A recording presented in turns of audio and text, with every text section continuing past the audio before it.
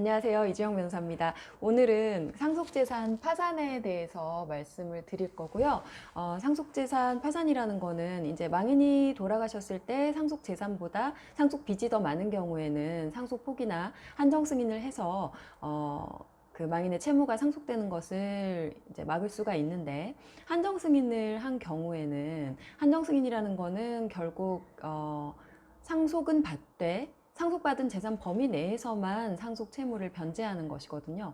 그래서 상속 포기를 한 경우에는 아예 뭐 상속 받지 않은 것과 똑같이 되기 때문에 상속 재산을 처분한다던가 채무자에게 변제를 한다던가 이런 절차가 전혀 필요가 없는데, 한정 승인을 하게 되면 상속받은 재산에 대해서는 그 재산을 채권자들에게 공평하게 나누어 주어야 하는 의무가 존재하는 것이죠, 채무가.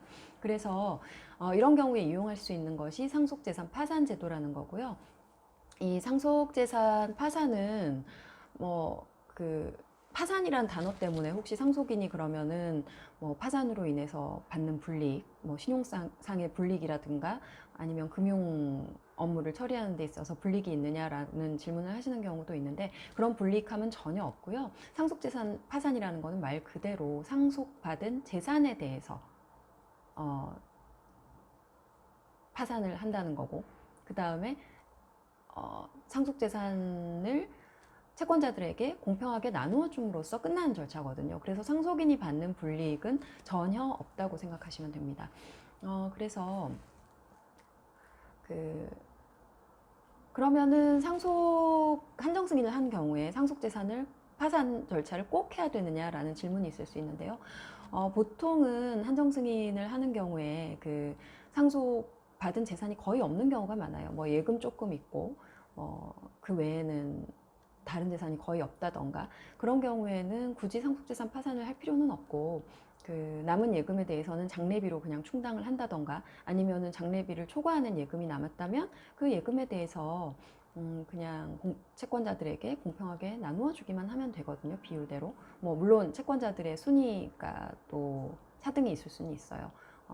뭐 세금이라든가 이런 것들은 선순위가 될 수도 있고, 일반 채권자들은 후순위가 될 수도 있고, 예, 그런 것들을 잘 살펴봐서 어쨌든 굳이 상속재산 파산 절차를 거치지 않더라도 예금 같은 경우는 뭐 예금과 현금밖에 없다면 그냥 상속재산을 상속인이 변제하는 청산 절차를, 임의로 변제하는 그런 청산 절차를 진행할 수 있고요.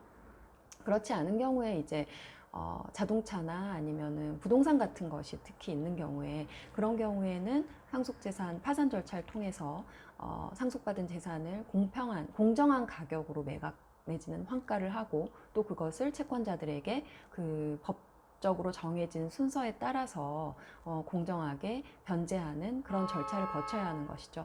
그래서 특히 이제 상속받은 재산 가액이 좀 뭐 부동산이나 자동차 아니면은 팔기가 어려운 미술품이라던가 아니면 주식 이런 것들이 있을 때는 뭐 채권자들 사이에 논쟁이나 분쟁거리를 만들지 않고 법원의 어떤 상속재산 파산 절차를 통해서 공평하게 해결하는 것이 가장 좋은 수단이 될 수 있습니다.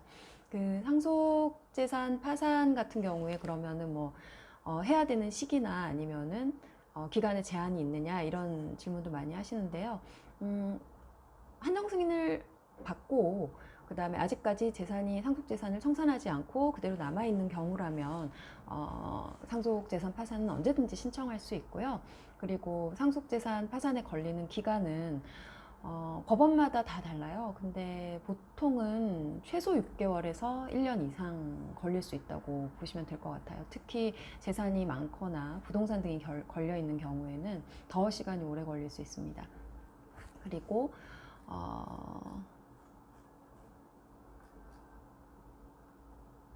그 상속재산 파산에 필요한 서류들은요, 보통 기본적으로